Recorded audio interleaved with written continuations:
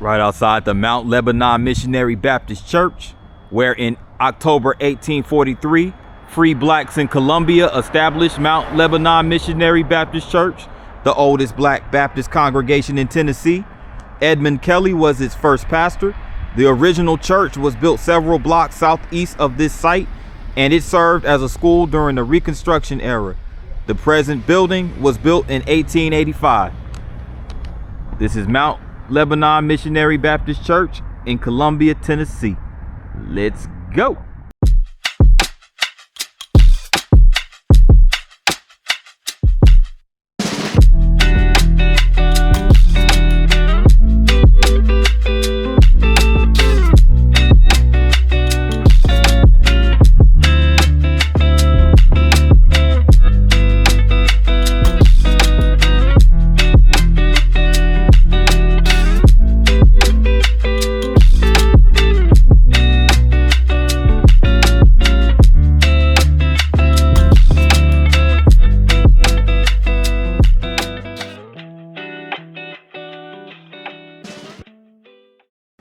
What up everyone? This is P9 with another vlog, and I'm standing right here in front of the statue of the first black Supreme Court Justice in America, Mr. Thurgood Marshall. There he is, Mr. Thurgood Marshall, statue again of the first black Supreme Court Justice. Really nice statue, created by the D.A. Clark of Lander, Wyoming, and made possible through a partnership between the City of Columbia and the Columbia Peace and Justice Initiative. I'm here in Columbia, Tennessee. So we're about to take a walk through history and get some really nice images and video of downtown Columbia. Now, Columbia is the seat of Maury County, located in central Tennessee. Columbia is part of the Nashville metro area, approximately a 45-minute drive from Columbia to downtown Nashville, and all of that is dependent on the traffic, because you know how crazy traffic can get in downtown Nashville, or Nashville metro period, really. And here we are. Now, this is a turning point sculpture, or marker I should say. On February 25th, 1946, racial tensions in Columbia, Tennessee erupted following a dispute at a downtown department store involving James Stevenson, a young black Navy veteran, and white store clerk. As lynching rumors spread, black veterans and community leaders rallied to protect their neighborhoods and businesses along East 8th Street, historically known as Mink Slide. Julius Blair famously declared, "We are not going to have any more social lynchings in Maury County." When law enforcement and Tennessee Highway Patrol responded, the black businesses district was raided, dozens were beaten, and over 100 residents were arrested. 2 men were killed while in police custody. Local leaders contacted the NAACP, bringing Thurgood Marshall and his legal team to Columbia. In a landmark case, 25 black men were brought to trial, and all but 2 were acquitted by an all-white jury in Lawrenceburg, Tennessee. The events echoed past injustices, including the lynchings of Henry Choate in 1927 and Cordy Cheek in 1933. Columbia's story made national headlines and helped lay the groundwork for the desegregation and the civil rights movement of the 1950s and 60s. In the fall of 1946, after representing 2 additional Columbia defendants in the Maury County Courthouse, Marshall narrowly escaped an attempted lynching near the Duck River. His courage and the resilience of Columbia's black community laid the foundation for pursuing justice through the courts rather than the streets. So shout out to Thurgood Marshall, and also those black men who were acquitted by that amazing legal defense team.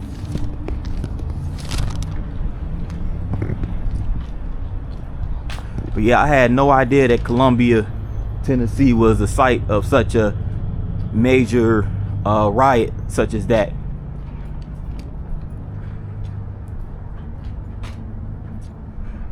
But yeah, as you can see right here, that's the courthouse.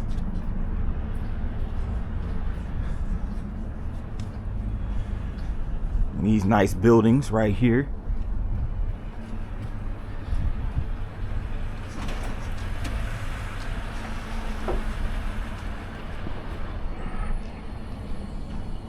We're approaching Public Square.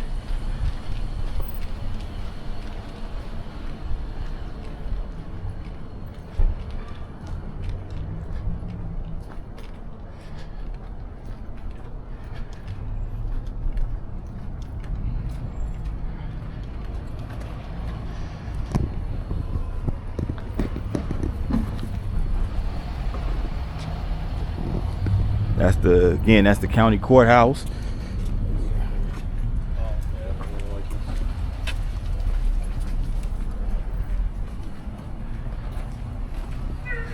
There's a few shops over here. It's a day spa right over here. Here's one of the staple restaurants here called Puckett's. She whispers my name.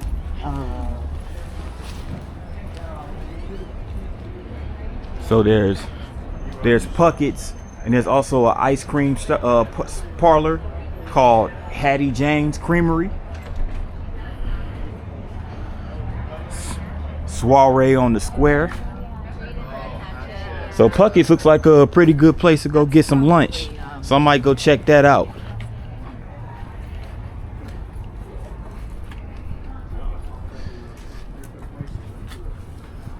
Duck Rivers Books. It's a bookshop right here. New and used books. Excuse me. Bicycle shop.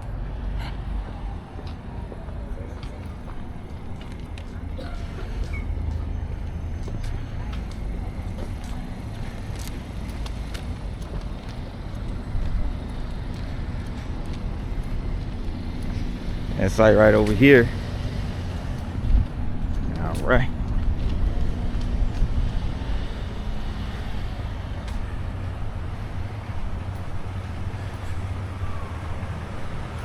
So it's basically a little roundabout downtown.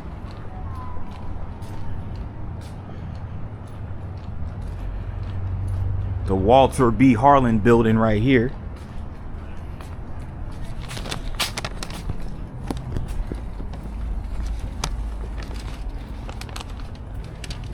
And this is a marker for Nathan Vaught, who was known as the master builder of Maury County, who was an orphan apprenticed by the court to James Purcell to learn the trade of cabinet making. Vaught learned his trade during Columbus' early growth period. The high quality and lasting beauty of his buildings earned him the name Master Builder title. Among his highly regarded works are the Rattle and Snap, Clifton Place, Hamilton Place, Elm Springs, St. John's Church, and Maury County's Courthouse Square. So twice married, first to Lucretia Jackson Journey, then to Sarah H. Dale. He was an example of a life well lived. And he was also a founder of the Rose Hill Cemetery. So this was a master mason and a master builder. Again, name is Nathan Vaught. Nathan Vaught.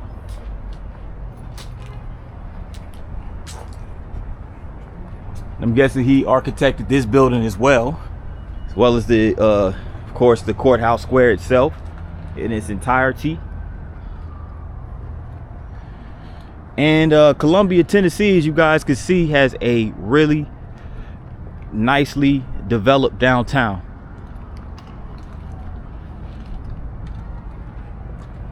This is really like masterful architecture right here.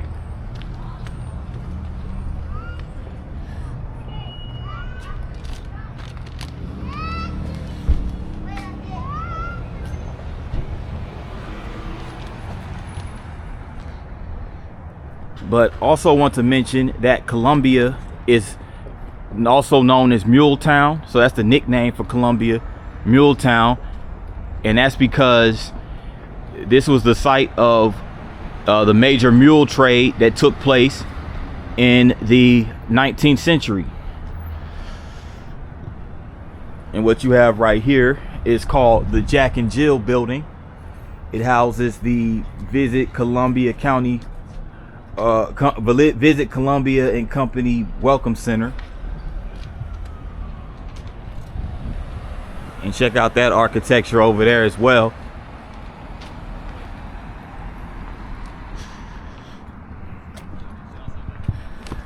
And this building also houses the Columbia Police Department.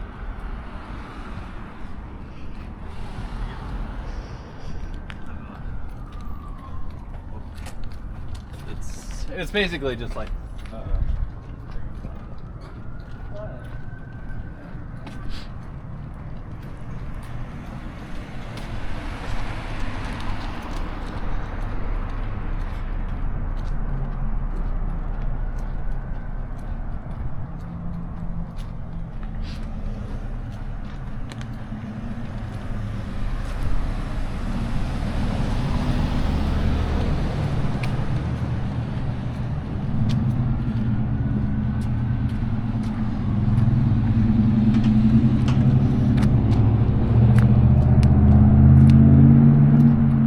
over here. Now this is a law firm right over here called the Matthews Firm. So they also have a few restaurants over here and other little stores and whatnot. And this was the site of the Freedmen's Savings Bank and Trust Company. So in 1865, after the end of the Civil War, the U.S. Congress chartered the Freedmen's Savings and Trust Company, known as the Freedmen's Bank, to aid freed persons in their transition from enslavement to freedom.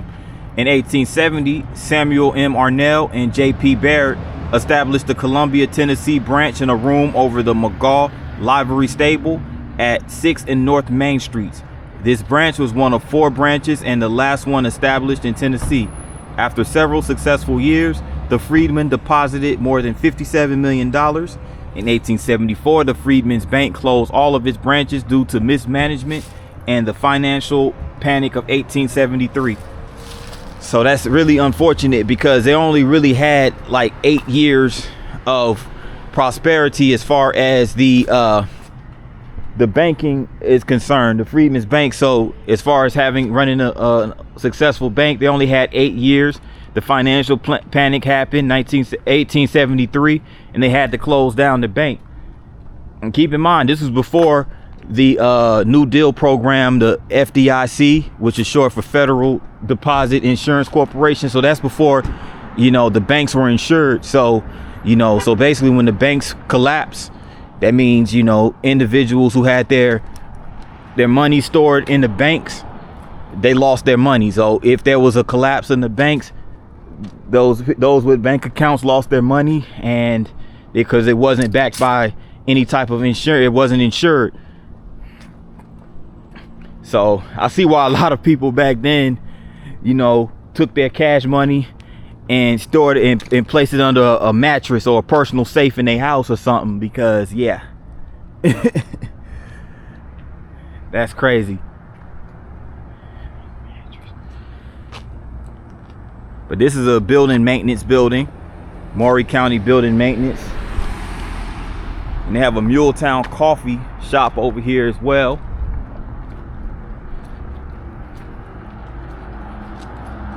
Raymond James.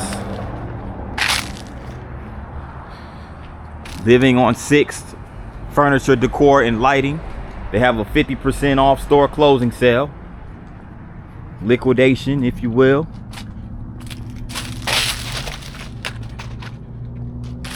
And it looks like they're constructing some potentially some apartments, condos, something to that effect.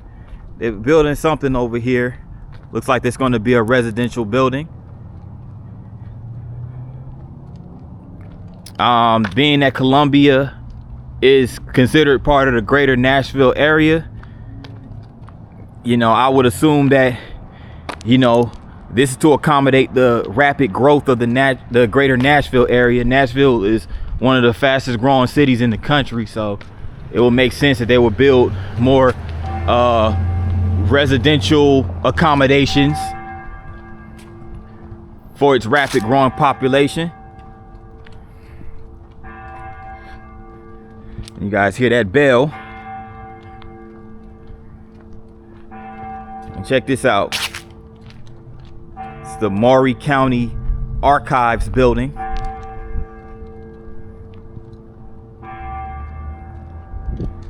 Right here on East 6th Street.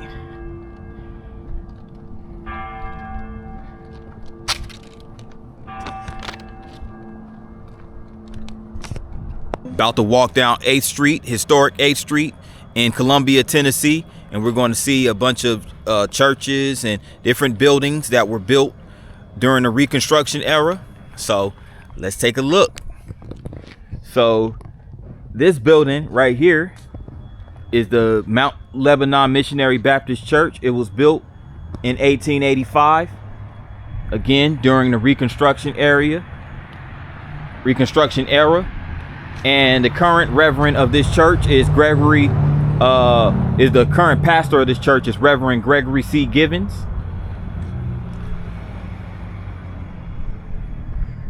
And this is a marker that tells us about the original, the OG, the Reverend Edmund Kelly. The Reverend Edmund Kelly was born in Columbia, Tennessee in 1817. At age 16, he went to work at a boys' school. With a strong desire to learn to read, he paid boys with candy to teach them how to read. In 1843, Kelly co-founded and was the first pastor of the Mount Lebanon Missionary Baptist Church. In October 1843, he became one of Tennessee's first African-American Baptist ordained ministers. As the nation entered the Civil War, Kelly believed that persons enslaved should join the fight for their freedom. Amen. I can definitely rock with that. But there's more. In 1863, continuing his work as an evangelist, Kelly, along with a delegation of African-American clergymen, met with President Abraham Lincoln and secured permission to minister to enslaved persons who escaped behind Union lines. During Reconstruction, he traveled extensively preaching and organizing churches and schools in different states within the Union. The Reverend Edmund Kelly died in 1894 and was buried in New Bedford, Massachusetts. So shout out to Reverend Edmund Kelly, who got a chance to meet up with President Abraham Lincoln, who I consider the first black president of America. If you've been watching my channel long enough, you guys know I always make that joke about Lincoln being the first black president.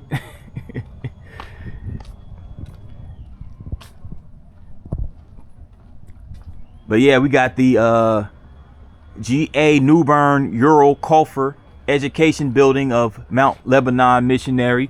So this is this building is just associated with the church. Pretty cool, pretty cool.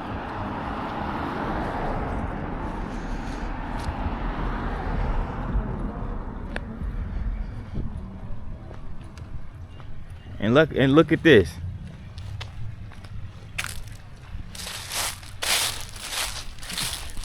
Got a little stream right here.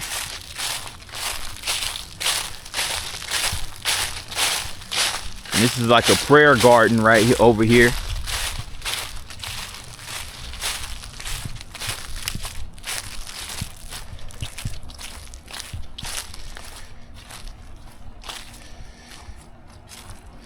And this is some information of Mr. G.A. Newbern.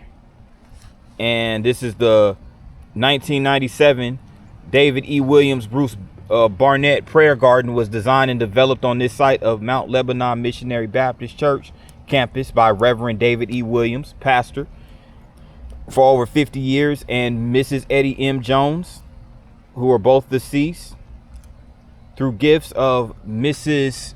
Stella Maston Barnett and daughter of Victoria Barnett. So it's kind of faded on this side, so I'm trying to read it the best way I can.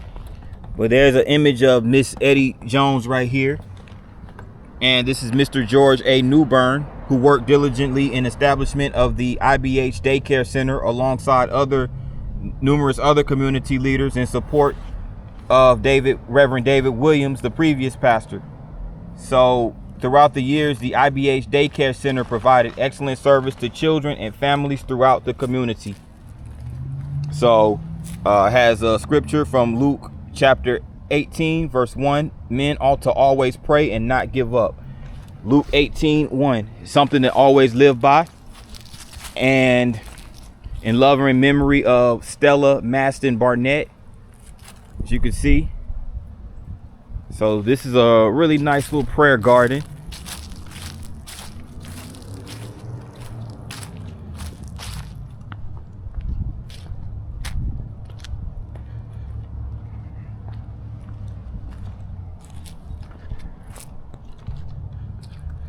And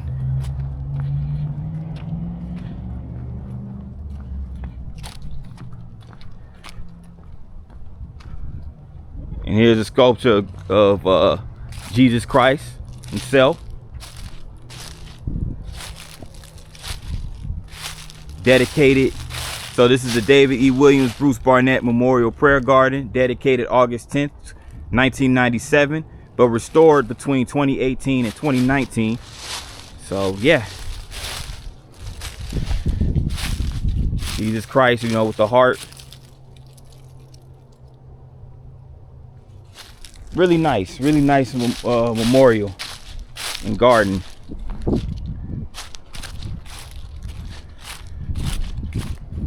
Still here on 8th Street, and it looks like this building obviously is now for sale by the owner, but it used to be a downtown beer and groceries. So it's now again for sale by owner.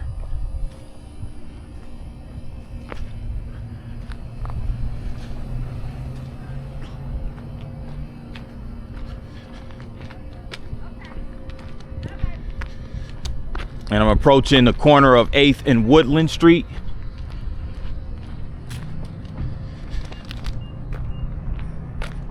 So there's the 8th and Woodland Church right here on the corner.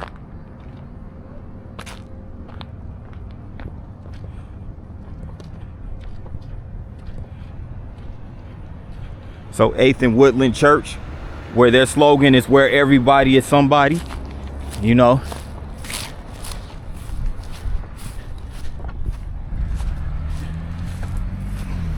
And it was established in 1973 by Bishop Charlene Smith Ogilvie. And it's also right next to the Roundtree, Napier, and Ogilvie Funeral Home.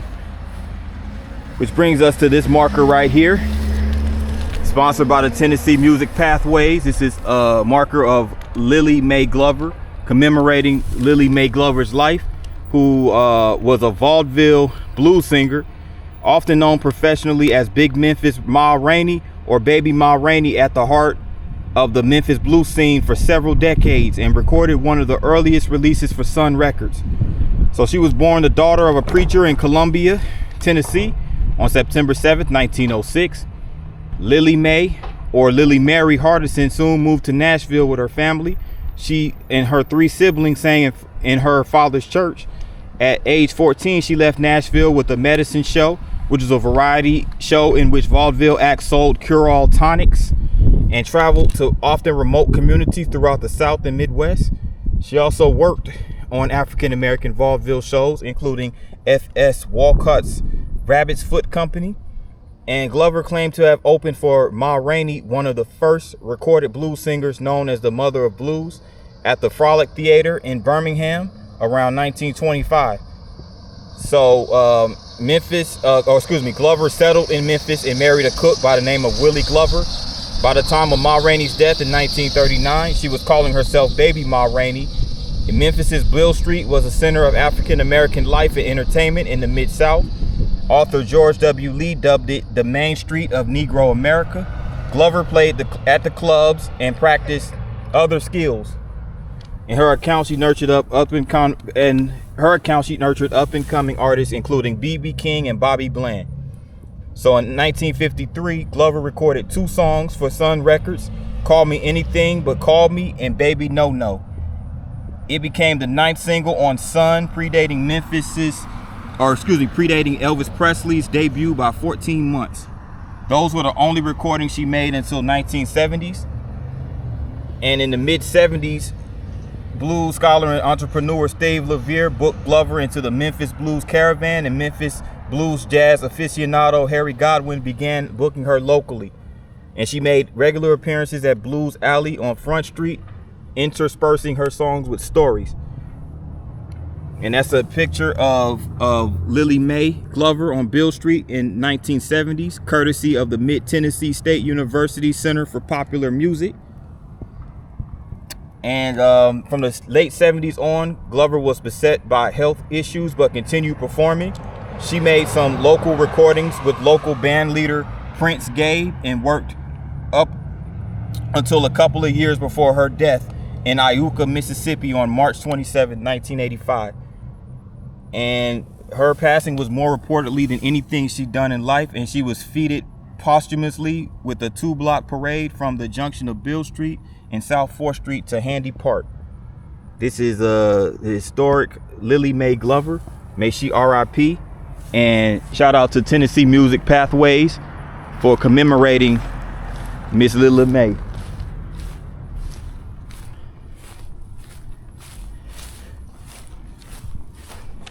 I don't know, they doing something over here.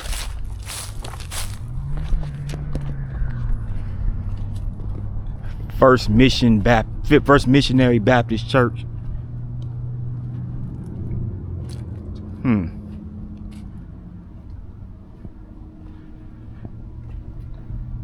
I'm not sure what they're doing. Looks like they have this fenced off right here. It's private property.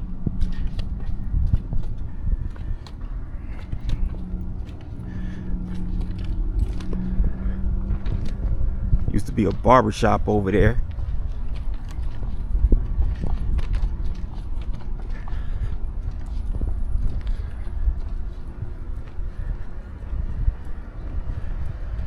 But yeah, guys, that's 8th Street in a nutshell.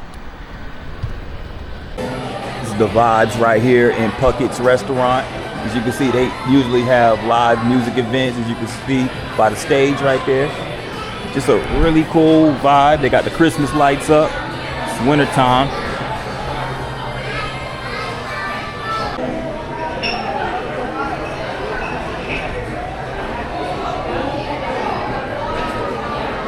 This is what they have on the menu right here. They have breakfast foods, omelets, starters. And of course, they got salads and soups, some barbecue, Tennessee favorites, burgers and sandwiches. So they have a good variety of foods here. Homemade desserts, beverages. But you know, I went on and decided to get the Music City hot chicken sandwich. That was my selection. So I'm gonna get that chicken sandwich and we're gonna try it out. Hey y'all, all that history and walking making a brother hungry, you know what I'm saying? So how do I alleviate this hunger? Well, stop by Puckett's restaurant and I got this Nashville barbecue chicken sandwich. You can see the barbecue sauce right there with a side of fries and coleslaw. I'm about to devour this bad boy, so I'm gonna let you know how it is. Just walked out of Puckett's, and when I tell you that Nashville hot chicken sandwich was off the chain, it was delicious. So it was good. It was good for a lunch break. Now I'm finna continue on with the vlogging. But shout out to Puckett's. I was gonna get some ice cream, but I just ain't got no more room for it. But shout out to Puckett's and Hattie Jane's Creamery. Now I'm finna keep it moving. Here's some more of downtown. It's outside the Muletown Coffee Roasters coffee shop. Right over here, Public Square. They have a Gather Kitchen Mercantile over here.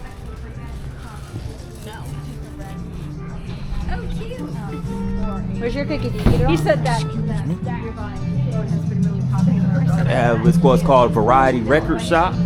That's cool. They got a record shop. Yo. They have a barber shop right here. Daniel's Barber Shop on the square. even a marker about General Nathan Bedford Forrest, and of course his role right here in Columbia. Wow. Him in Gold Affair. Gotta read up more on that. Desert's Pie Sensation Bakery.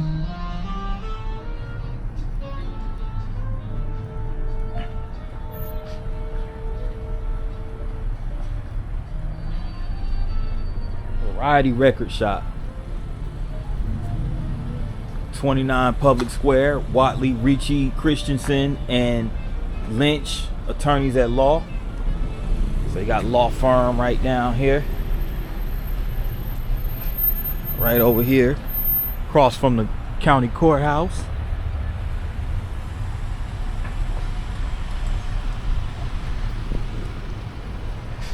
We got to go over there by the courthouse, by the way.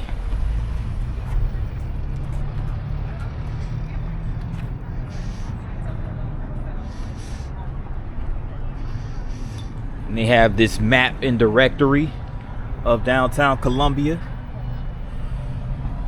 We're gonna go over there by the Duck River, Riverwalk Park, a little later. But yeah, this is downtown. This is where we at right here, by the Maury County Courthouse. All right, and they have this Taps Off of Main spot right here. Taps Off Main.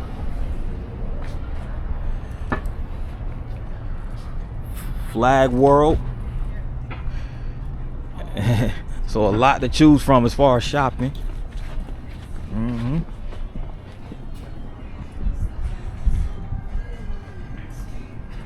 Square Market and Cafe. So a lot of eating spots, a lot of restaurants, and a lot of shopping right here in downtown Columbia. It might sound like a small town, but it's a lot. Looks like there's a lot to do here. At least if you like to shop and like to eat, there's plenty to offer. We certainly have quite a bit of law firms out here. Law Office of Edwards and Prince. Lily Jane.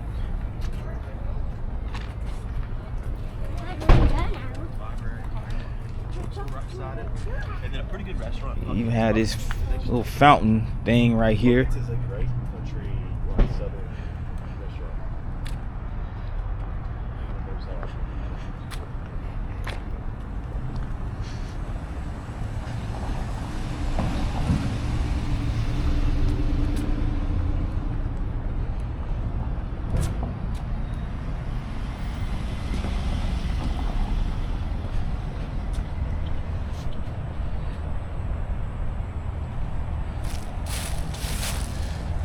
And this is the courthouse, county courthouse.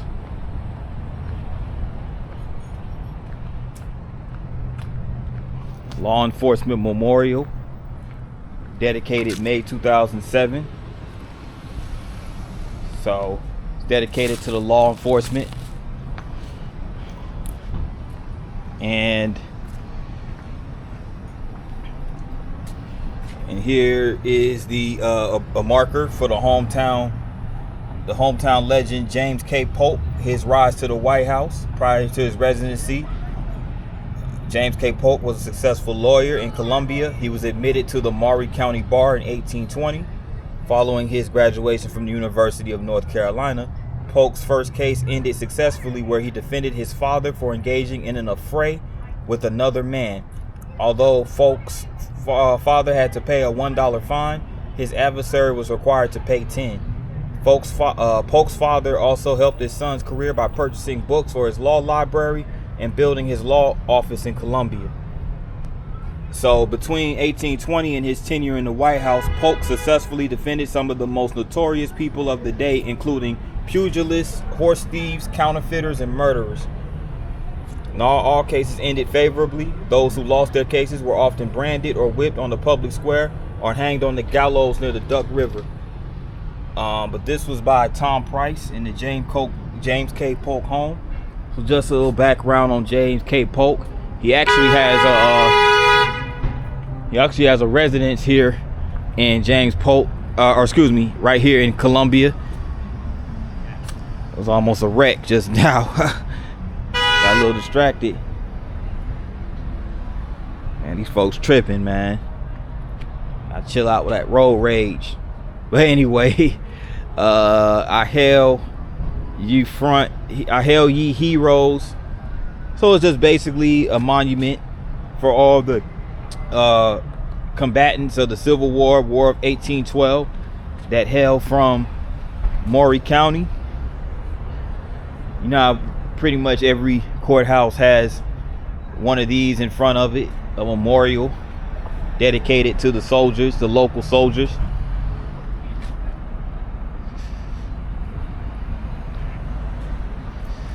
Of course, you got this giant Christmas tree right here.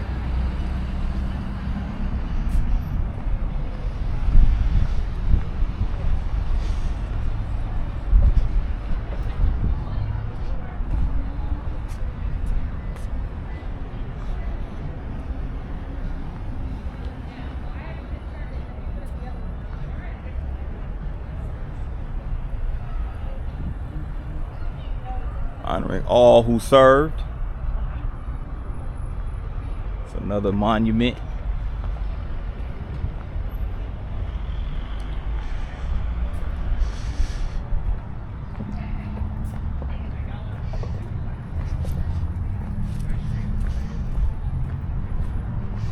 And I gotta give a shout out to James Edwin R. Carpenter, who was the architect of the Maury County Courthouse.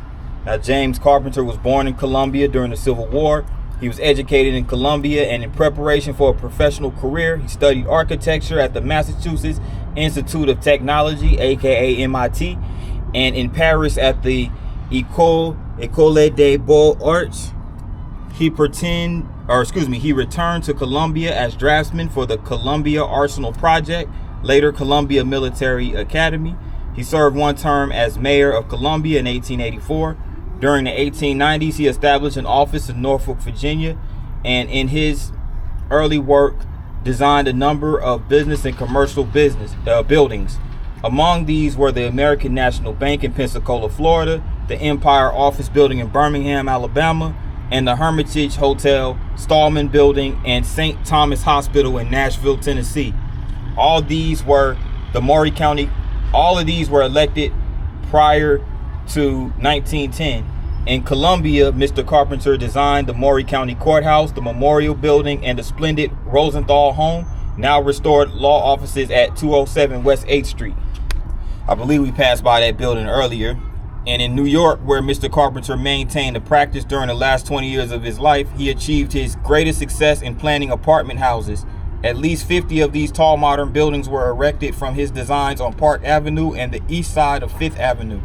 Outstanding examples were 907 5th Avenue, awarded the AIA Gold Medal Award in 1916, and 819 Park Avenue, recognized in 1926 by the New York chapter AIA by its Gold Medal Award. So shortly before his death, which occurred in his office at 598 Madison Avenue following a heart attack in 1932, Mr. Carpenter collaborated with other architects in preparing plans for the huge Lincoln Building at 42nd Street and Vanderbilt Ave. At his death, he was called the father of modern New York apartment house. So James Edwin Carpenter, very, very accomplished life. Did a lot of work with architecture. Architected some very historical buildings, and especially New York. You know you have it made if you go to New York and you design a lot of their buildings, in addition to the buildings you designed right here in Columbia, in Birmingham, and Nashville.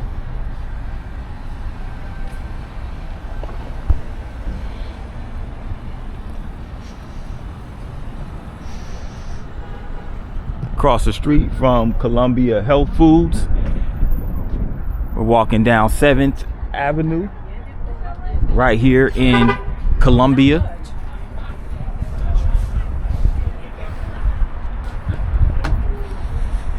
Whiskey Alley Saloon, They got a lot of spots to drink down here for sure. We got this little courtyard over here. Hold on 1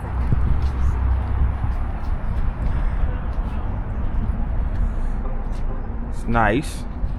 Got the string lights up there, the Christmas trees.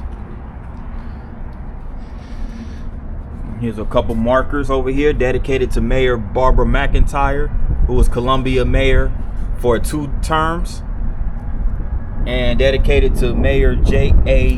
Buddy Morgan, who was part of the Columbia City Council and also a 2-term mayor for Columbia. So shout out to those individuals serving the city of Columbia. And again, this is the courtyard right over here on the side of the Southern Tray Steakhouse.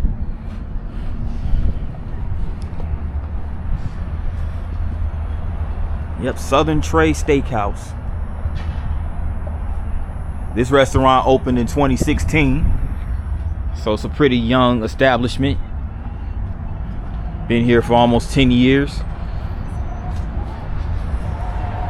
A museum, children's museum, so they got a little children's museum down here as well. Yeah, I saw that, yeah. So what was Bevy asking about? That's pretty cool. You know, you got it going on when you have a children's museum, and there you have a Creekside Trading. It's like they sell a lot of different items, eclectic merch, Southern exposure.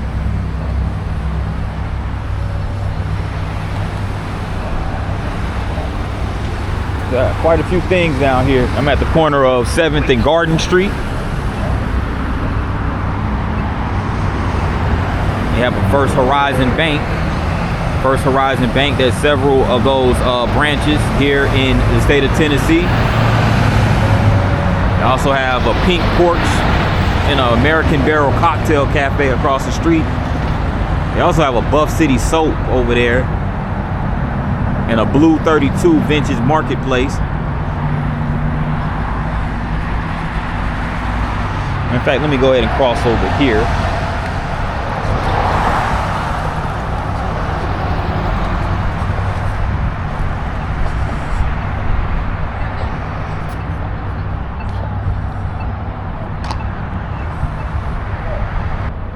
Finally, for the first time in any one of my vlogs, I capture a Cybertruck, a Tesla Cybertruck. For those that are watching, what do you guys think of these vehicles? Chime in the comment section your opinion of the Cybertrucks.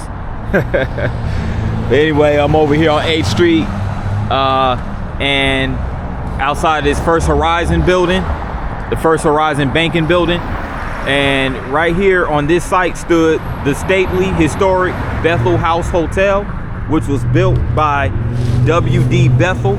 Construction began in 1882 and was completed in 1883. And the hotel was the commercial center of Columbia. The first floor was devoted to stores, restaurants, and offices. The second floor held a ballroom, meeting rooms, and offices. The third floor held the lodging accommodations, with the whole being quite ornate and upscale. In 1949, fire started in the adjacent Princess Theater, which destroyed both structures. So that's very unfortunate that an establishment that was doing so well, that was basically one of the main lodging accommodations here in the city, and alongside a theater was engulfed in flames and destroyed. That's very unfortunate. And then right here you have this building. This is the Davis building, and as you can see right here on this marker, this was destroyed by fire January 7th, 1977, but rebuilt in memory of Mr. and Mrs. Wayne Presnell by Winfred Jefferson Davis Sr. And it looks like now this building houses the Columbia First United Methodist Church.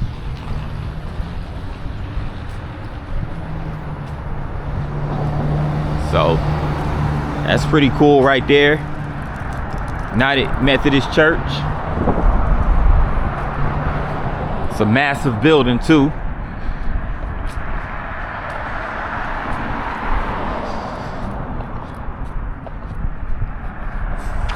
It's right across the street from another church, the First Presbyterian Church.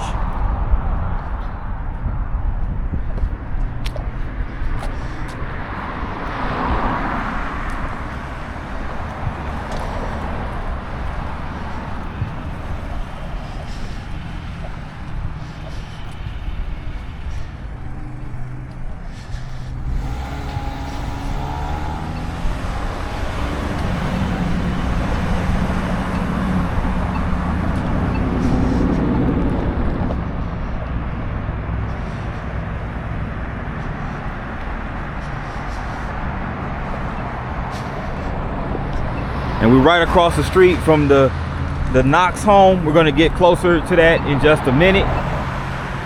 Not the, the Polk home. Knox is James Polk's middle name, but the Polk home. We're right across the street from the Polk home. We're gonna get there in just a minute. But here they have this nicely designed and nicely landscaped park called President James Polk's it's called the Polk's at Preservation Park. So this is called the Polk's at Preservation Park, the name of this park right here. And here's our two sculptures. One is the President James K. Polk and his wife Sarah Childress Polk. So that's Sarah Childress Polk on the left, James K. Polk on the right. And this just gives some background of President James K. Polk, who was born in Mecklenburg, North Carolina in 1785. And the Polk family moved to the Tennessee's Duck River Valley in 1806 when he was 11 years old. His father, Samuel Polk, was instrumental in the creation of Maury County and the town of Columbia. In 1813, a young James K. Polk began his schooling at Zion Presbyterian Church, located southwest of Columbia, and later attended the University of North Carolina, graduating with top honors in 1818. After passing the bar in 1820, Polk practiced law in Columbia. It was at this time he entered the world of politics, first as the elected clerk of the state senate and then as a member of the Tennessee House of Representatives in 1823. And that's where he met and married Sarah Childress in 1824. And at the age of 29 in 1825, Polk was elected to the U.S. House of Representatives, where he spent the next 14 years. There he was one of Congress' chief supporters of fellow Tennessean presidents Andrew Jackson. In 1835, Polk was elected Speaker of the House, becoming the only speaker to later become president. So that's never in history have been done before or since. Now, Polk successfully ran for governor of Tennessee in 1839. After his first term, he lost 2 successive bids for re-election and returned to his law practice in Columbia. In 1844, he was selected as a dark horse presidential candidate at the Democratic National Convention and went on to defeat Whig candidate Henry Clay. Having made a campaign promise to serve only 1 term, President Polk is remembered for completing a rigorous agenda in those 4 years. Through negotiation with Great Britain in the Northwest and a war with Mexico in the Southwest, Polk extended the U.S. boundary to the Pacific Ocean and increased the size of the country by approximately 1 million square miles. He also established the independent treasury system, the modern postal system, the Smithsonian Institution, and the U.S. Naval Academy. Excuse me. James K. Polk left the White House in 1849 and died 3 months later at the age of 53 during a cholera epidemic in Nashville. So that was James K. Polk's life in a nutshell, a summary of his life in a nutshell. And this is a little background on the First Lady, Sarah Childress Polk, who was born in September 4th near Murfreesboro, Tennessee. So she was born here in Tennessee and attended the Moravian Academy in Salem, North Carolina. She met and married James K. Polk in 1824. They settled in a home on West 7th Street in Columbia, not far from this ancestral home. And having no children, Sarah Polk was happy to immerse herself in James K. Polk's political career. She was by his side as she served 7 terms in the U.S. Congress, handling his correspondence and discussing issues of state with him. And in 1839, Sarah Polk became the First Lady of Tennessee when James K. Polk was elected governor. In 1844, James K. Polk won presidential election, and Sarah Polk became the First Lady of the United States of America. She was politically savvy, and powerful men sought her opinion on weighty topics of the day. Her parlor politics helped her husband achieve his political goals in shaping America's destiny. So that is that's a little biography of both James K. Polk and the First Lady Sarah C. Polk. Pretty nice, huh? And it's also over here on the side of this Maury County Visitor Center. It looks like they have some type of tower over here, some type of monument. I don't know quite what that is. But yes, here is the front of the visitor center right here. This is the Visitors Bureau. And they have visitors guides. Don't mind if I do. Vacation guide 2025.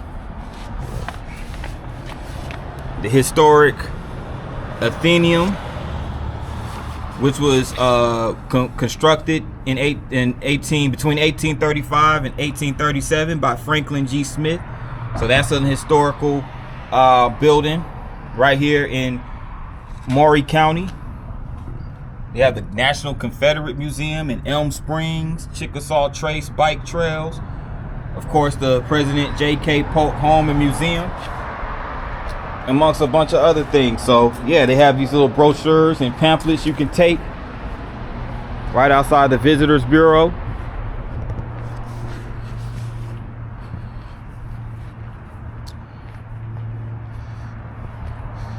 And this is a painted mule art. Let me get a closer look at it. This is a painted mule art of Maury County.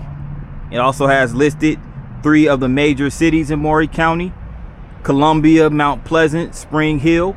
So you can see the ducks, you can see the fields, you can see even one of those little cannon thingies used in the Civil War. You see the mule, which Columbia is known for. It is the mule trade back in the 19th century. And then a bunch of other historical figures and musical instruments associated with Maury County. And again, you have this little tower thingy right here. So yeah, but stay tuned. We finna go over to the Polk house and check it out. I'm outside of the home of one President J.K. Polk, James K. Polk's house, the ancestral home of James K. Polk. As you can see right here, it's a historical marker about James K. Polk for the Union. So just images of James K. Polk. There goes James K. Polk right there, a portrait of him. William H. Polk and Sarah C. Polk, the First Lady, in the Polk house back in 1960. All courtesy of the Library of Congress. And this one particularly, a Polk of Sarah Polk, is from Tennessee State Library and Archives. But yeah, this just gives the history. A lot of it was about William and James K. Polk during the Civil War era. So when Polk's mother died in 1852, the house was passed to his younger brother, William H. Polk. So this is his younger brother, William H. Polk. So Polk was basically in office around the time when Tennessee, or prior to actually, James Polk was in office prior to the Civil War and prior to Tennessee succeeding from the Union and to form the Confederate States of America.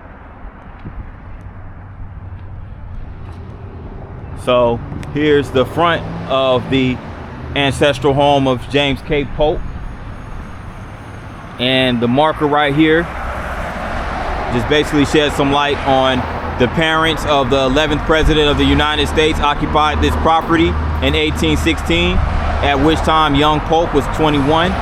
This was his home from his University of North Carolina College graduation in 1818 until his marriage to Sarah Childress in 1824.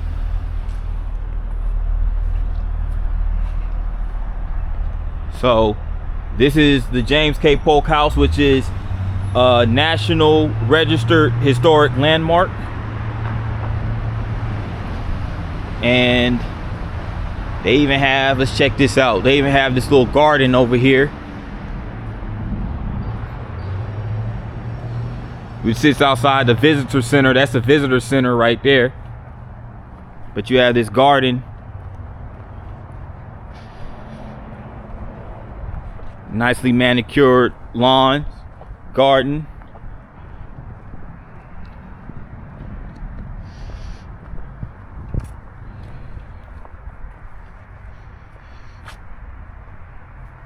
The Polk Memorial Fountain. So the fountain was taken from the president's home, Polk Place in Nashville, Tennessee, when the tomb was removed to Capitol grounds. Okay, so the tomb was taken to the Capitol grounds in Nashville, Tennessee, which is, like, again, probably less than an hour's drive from here.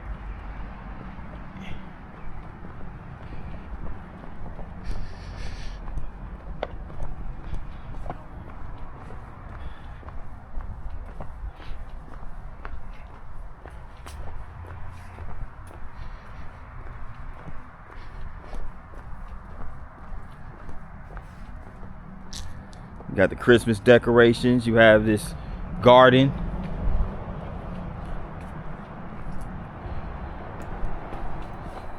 So you have your statue right over here. And there's more over there too.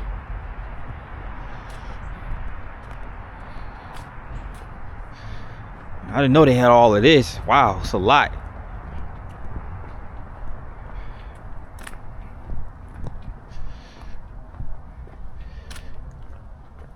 Yeah, they put a lot of work into this garden. You can tell. Look at all the plants and the shrubs. Look at all this greenery. Of course, you know, you have the fall trees. So not a lot of leaves on them because of the season.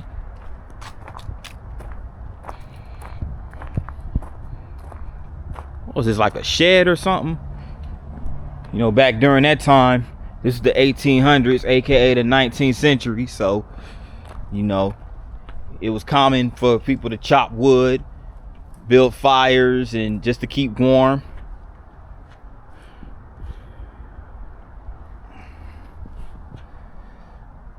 It's a pretty spacious yard, garden, whatever you want to call it.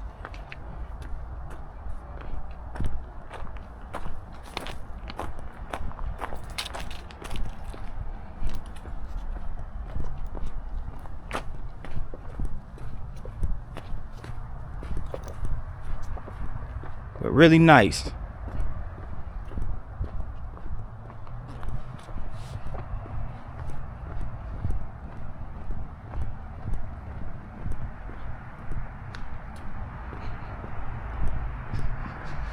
Let's check out the porch.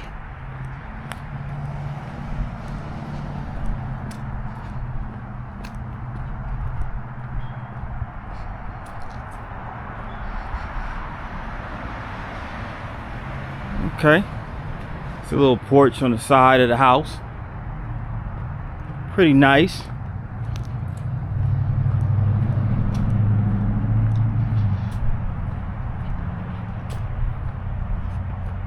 But yes, guys, this is the James K. Polk home, an historic site right here in Columbia, Tennessee. This is the Polk Presidential Hall. This was built in 1882. So this is the Presidential Hall, but initially I thought it was a church, and it may have been part of a church. It looks like it's shaped as like a church building.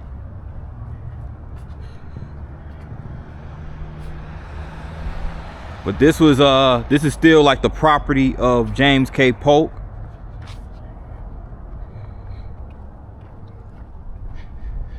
Now this building right here is called the Mulehouse. Let me get closer up to it. The front of the building.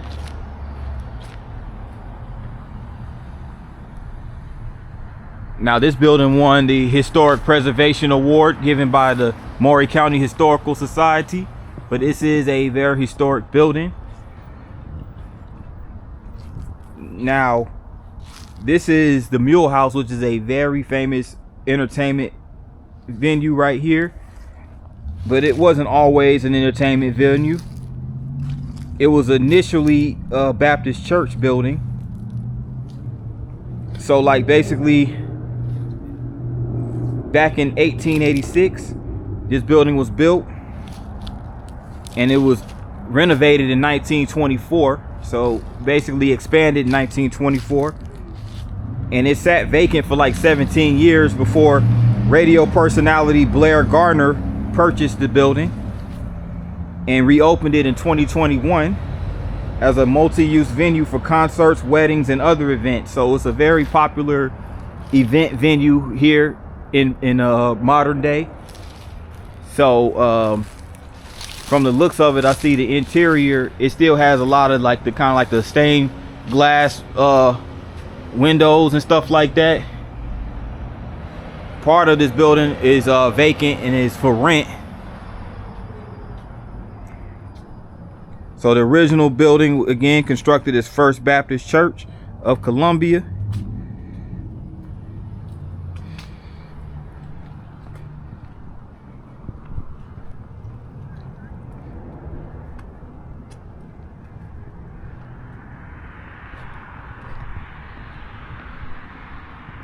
So as you can tell, it still has remnants of its days as the church.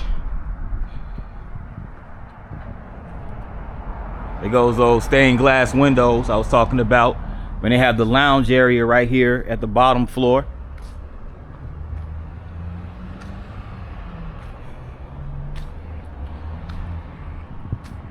And there's also a gift shop that sits across the street called Ye Peddler.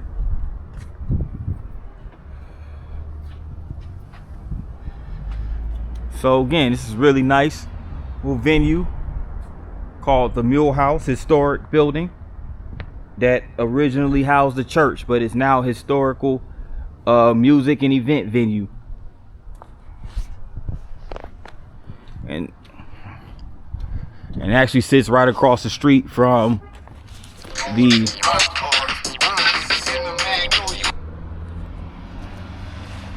and this building sits across the street from Maury County Library.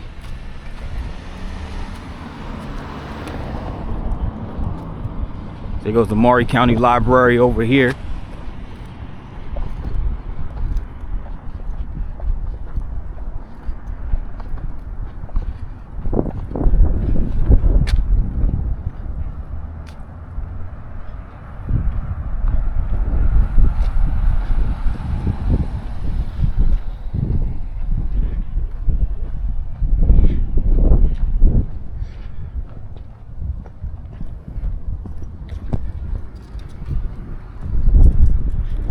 You got the Boys and Girls Club of South Central Tennessee. So that's good. It's always good to have a Boys and Girls Club for the children, the teenagers, you know, the youth in general. It's a really good service to the community. Boys and Girls Club right here in Columbia.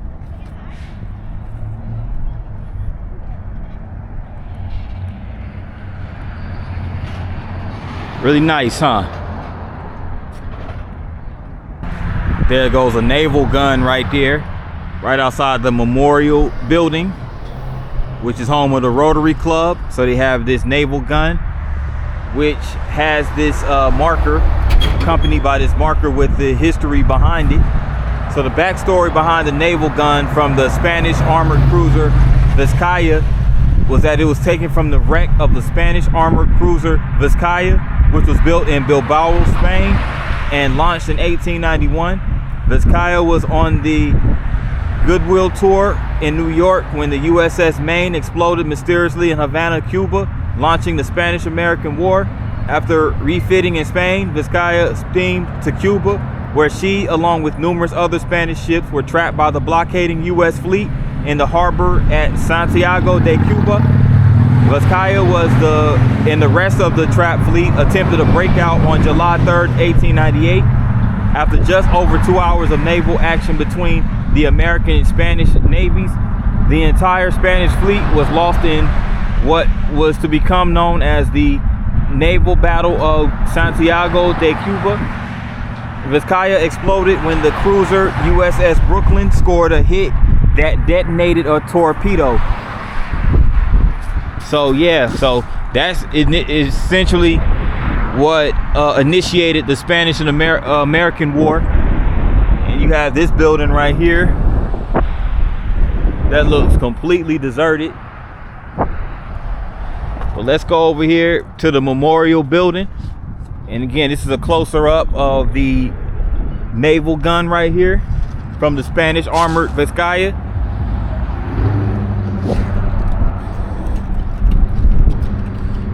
And they have this a marker right here. It says in memory of Glenn Hasse from 2005 to 2011.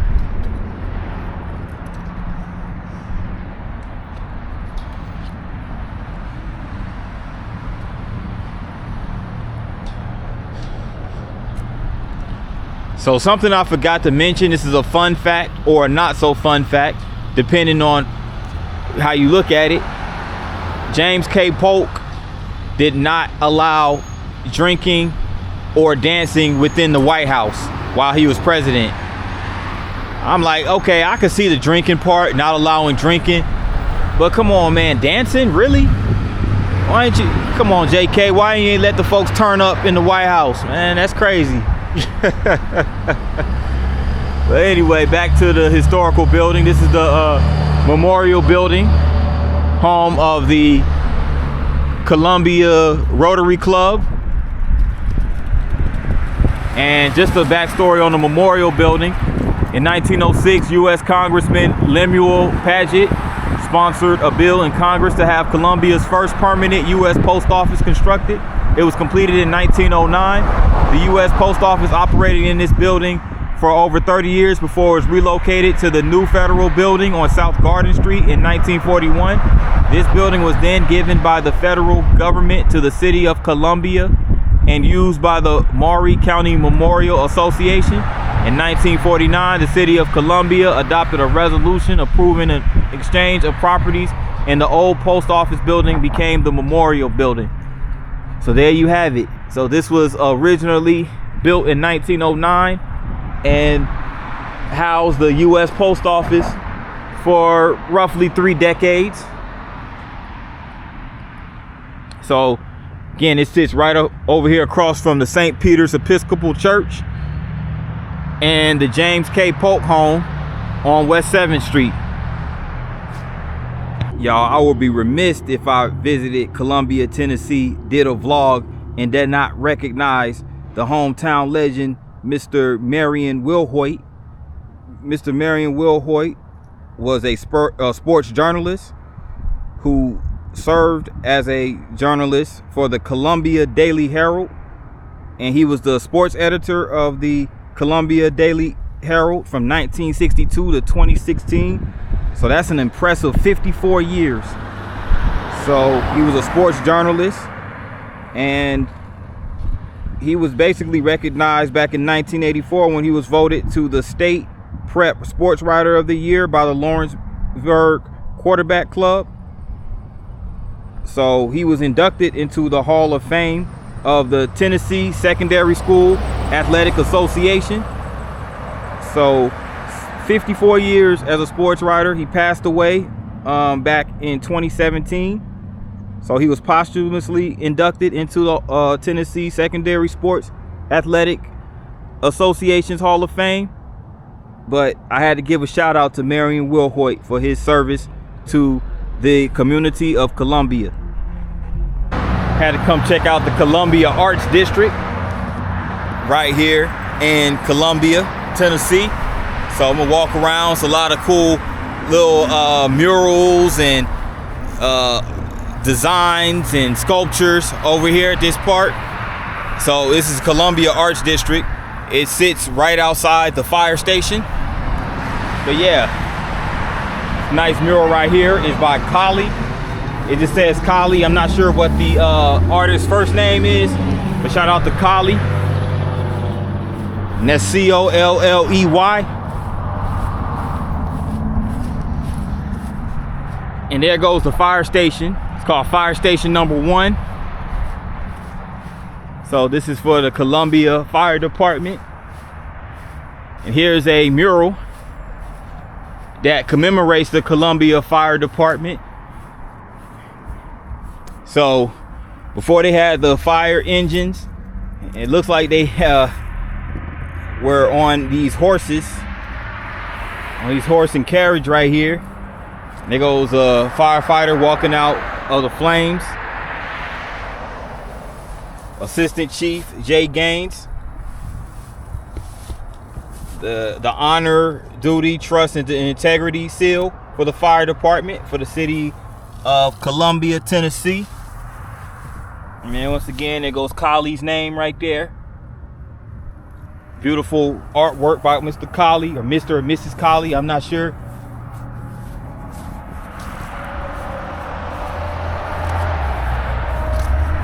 This is a really nice mural honoring the first responders, who are the firefighters.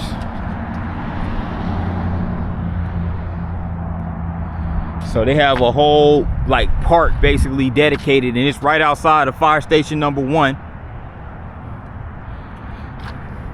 And you have a bench right here in honor of James Thomas Patterson of the U.S. Army, Maury County Veterans Director. And you have this one in honor of Dean Dickey, who was the mayor of Columbia from 2010 to 2018. So that's good that they pay homage to those individuals. And they have this sculpture right here.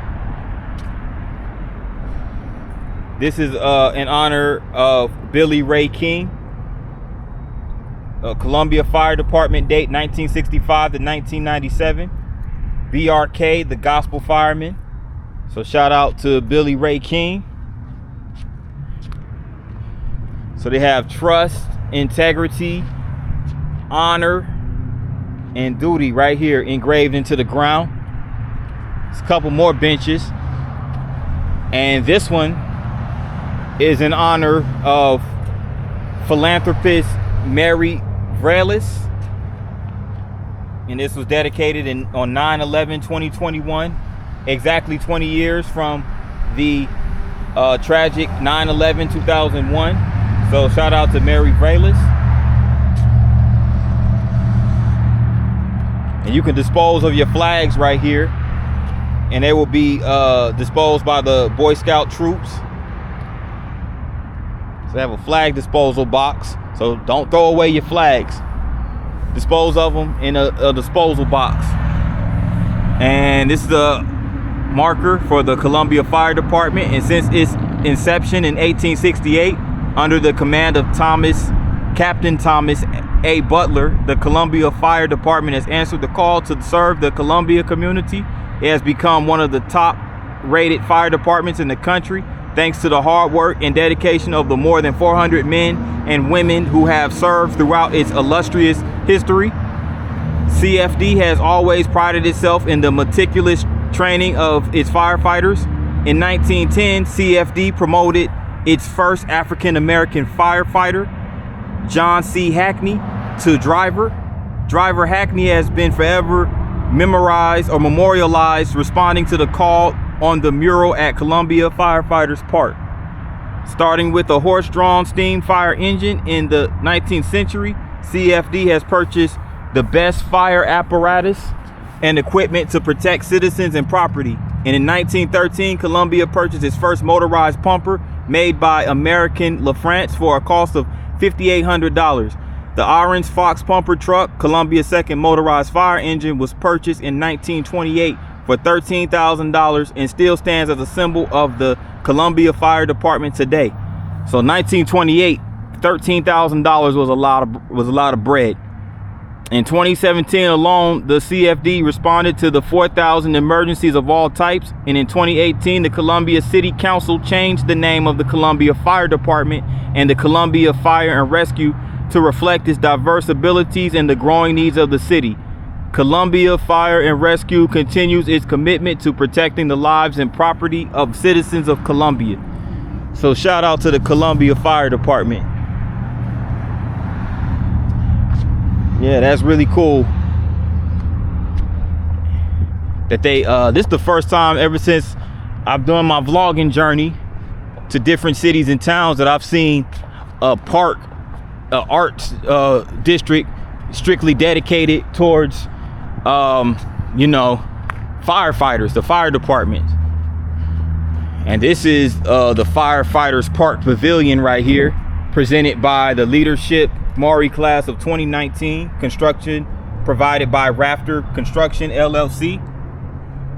And these are all of the sponsors right here who chipped into the construction and development of the Firefighters Park Pavilion. And you have this pavilion, has a couple of iron tables and 6 iron chairs. And then you have this mural of this firefighting Dalmatian with the #1 hat on. This is really nice, colorful mural. And it's at Old Soul VTG WH25. So shout out to that individual. I believe that's the social media tag, Old Soul VTG WH. So this mural looks like it was done this year, 2025. Excuse me. So really nicely done arts district. I didn't even know this was over here. I happened to be walking downtown and I took a glance down this way and I was like, I gotta go get this.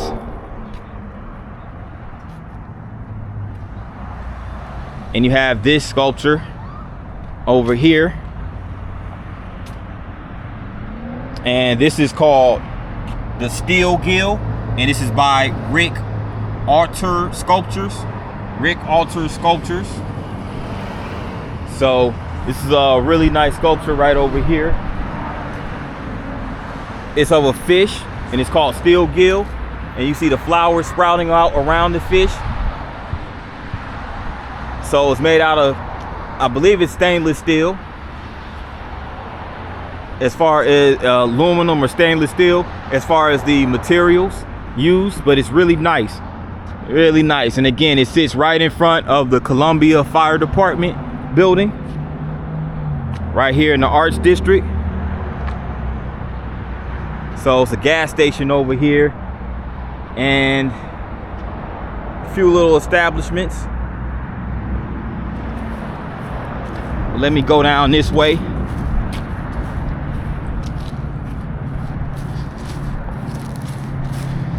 They have a restaurant over here too. It's called the All-American Old Glory. That's the All-American Old Glory right there.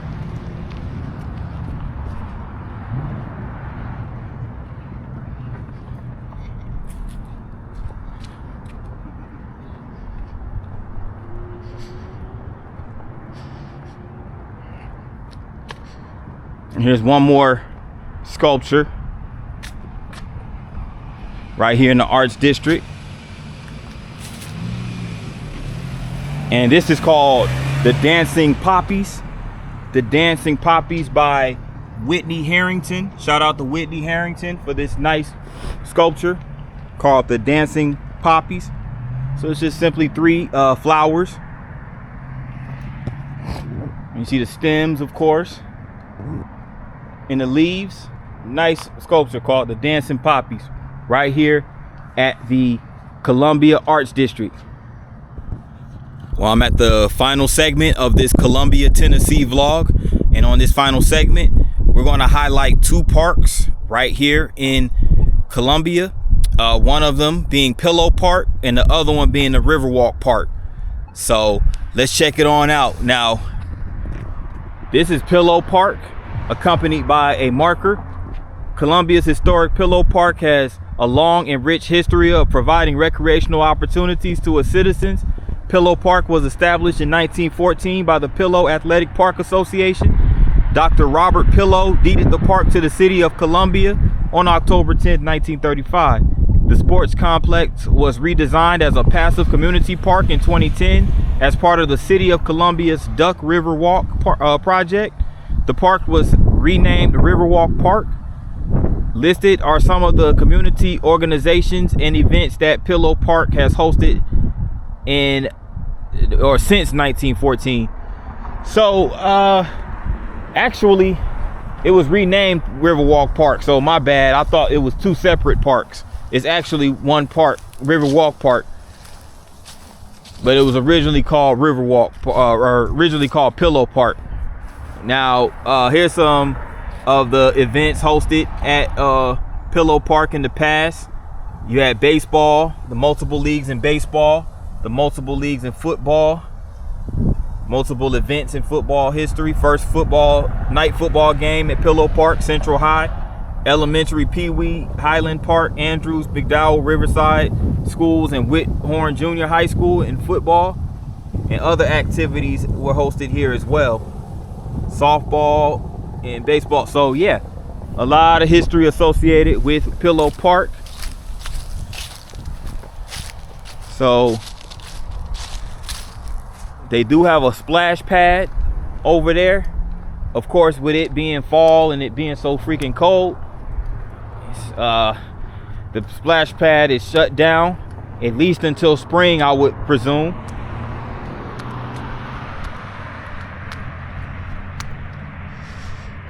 And they have some playground equipment down this way as well. It might be exercise equipment over here.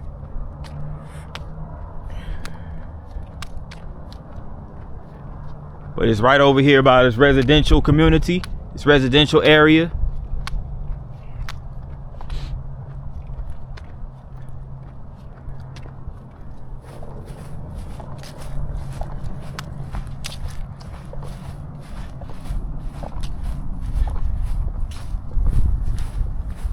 Yep, it's the fitness zone, the Riverwalk Park fitness zone.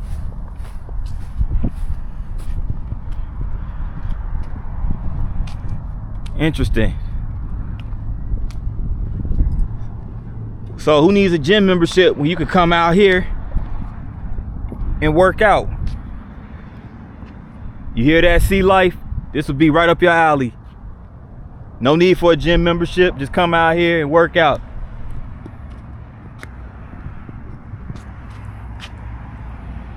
I got all this, these coats and all this winter stuff on.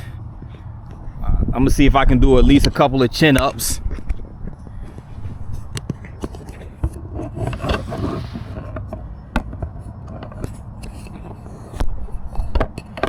Just gotta find somewhere to prop this thing, somewhere stable.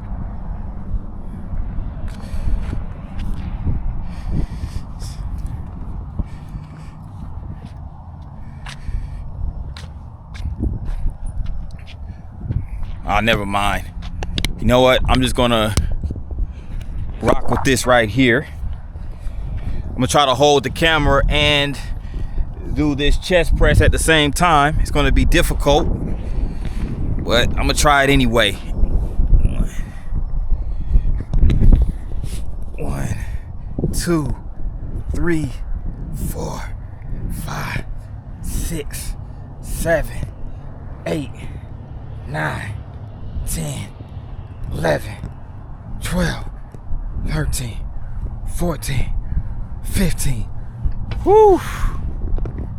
Can't say I ain't do no type of exercise when I stepped out here. So yeah, that's the chest press right there I just done. But if I'd had somebody with me holding the camera, I would have hopped on them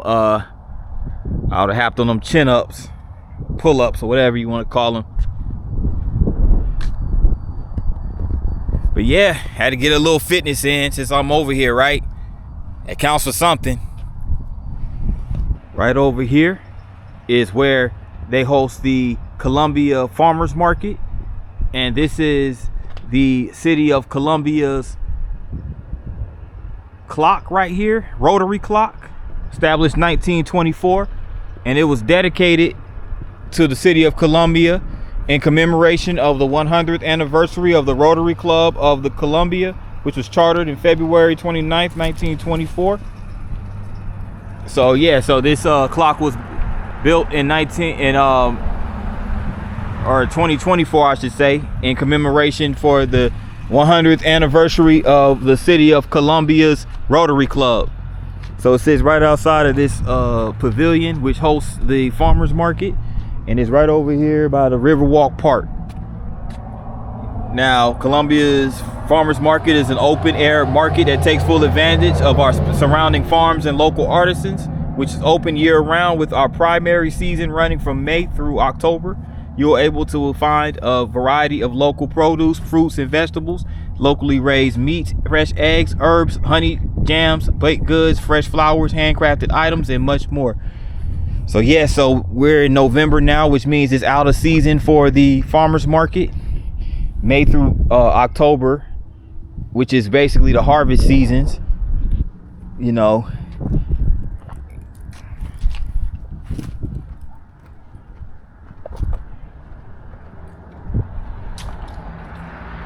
It's really nice. You see the string lights right up here. These massive fans. Of course, to keep the people cool.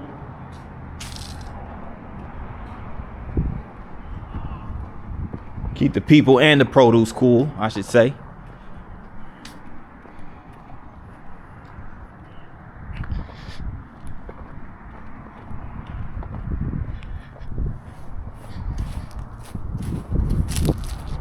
And here it is, Riverwalk Park.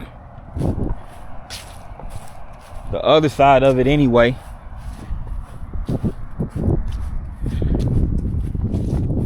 So you could come over here, park your car, and just walk.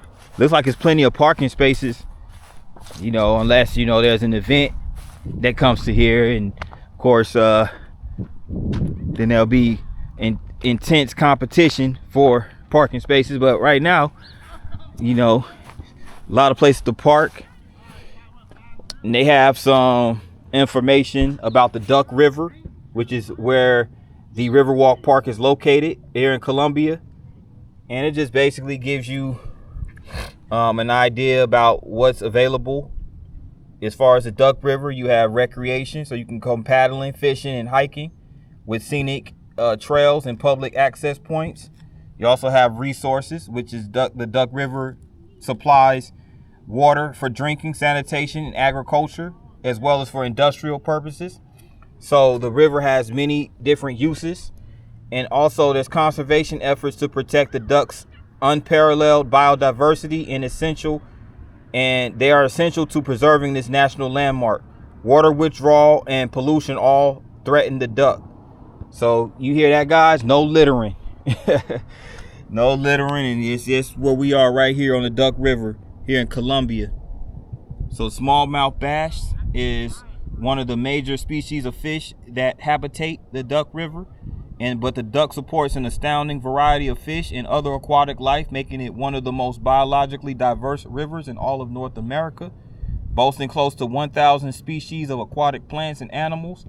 And the U.S. Geological Survey has designated the duck as one of the 3 major locations for fish and mussel diversity in the entire world. So the Duck River flows east and west and is the longest river located entirely within the state of Tennessee. The river descends into the central basin of Tennessee, winding through 7 counties and over 270 miles, and eventually converges with the Tennessee River in Humphreys County. So that's got me a little lesson. Hope you guys got a little lesson in geography right there. And biology as well.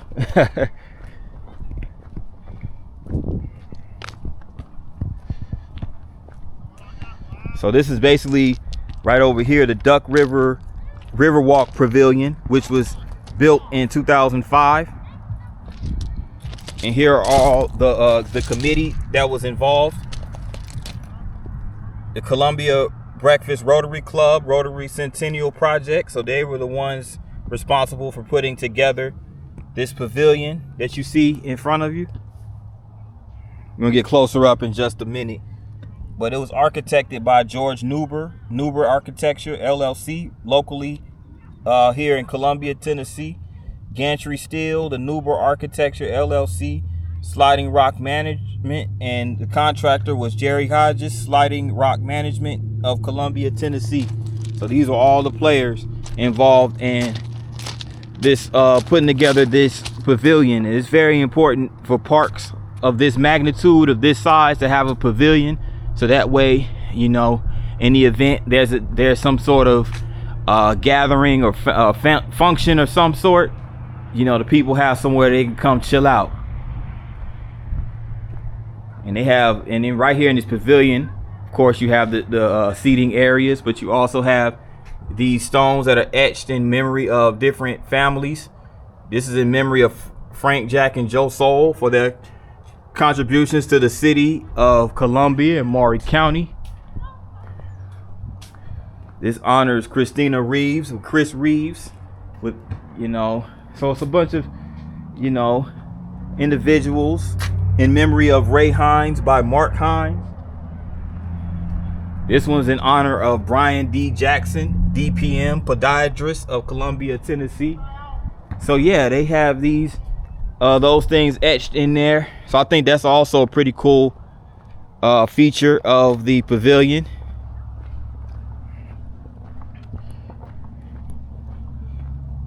And you got this Riverwalk trail right here, and it's another marker talking about the biodiversity of the species of fish and other type of creatures that reside in the water. You have 151 fishes, 225 insects, 15 reptiles, 22 snails, and 60 mussels. So these are different species of fish.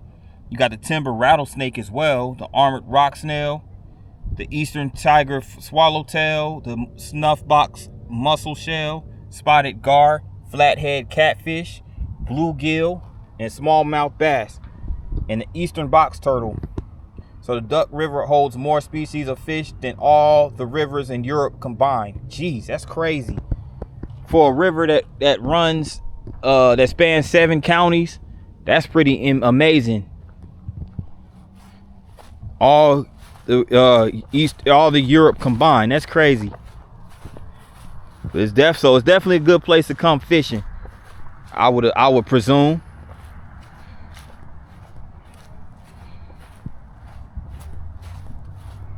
Do they even allow fishing in this river though? That's my question. Do they even allow fish? Cause it seem like, you know, these seem like they would be type of people that would protect the species. I don't know. Again, that's something you guys could chime in on. Is fishing even allowed? I wouldn't even think so. I would think it would be more like the lakes that would allow that, not the rivers, but I'm no expert on that, so don't quote me.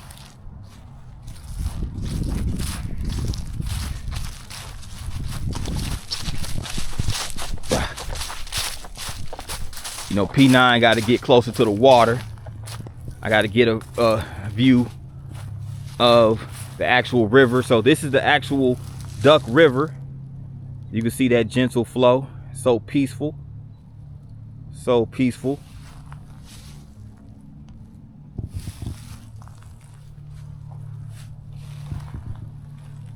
Got to do another take of it.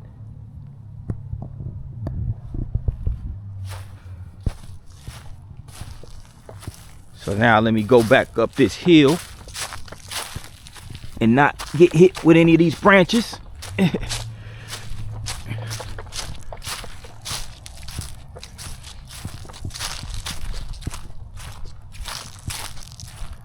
yeah, y'all, had to go get the water. The Duck River. runs through here in Columbia, Tennessee. You have the Riverwalk Park right here. And I'm gonna get one more marker and we're gonna close this vlog down. And it's just a marker of the different types of birds and mammals that exist within the banks of the Duck River. You have the North American river otter, the eastern cottontail rabbit, the red fox, least flycatcher. You got the groundhog and the white-tailed deer tracks.